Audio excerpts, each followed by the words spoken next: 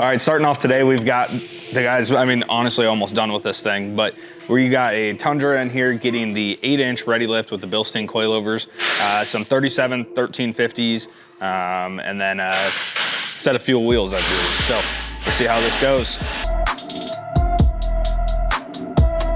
All right, so the Tundra's all pulled out of the shop now. As you can see, this thing's a monster up here. So if you guys don't remember Dingo, which we'll try and show a picture of, that is Mike Chapman's build. We did an 8-inch ReadyLift on there with the Bilstein Coilovers and 37-inch wheels or tires. And this is kind of what we mimicked off of Dingo. So we changed it up a little bit, knowing that we're gonna change up Dingo here in a bit. And so we kind of almost did a little test on this one to see how it was gonna work.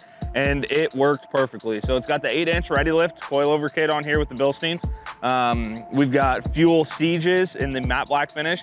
And then we've got the all new Nitto Recon grappler in a 37 1350 20 on here.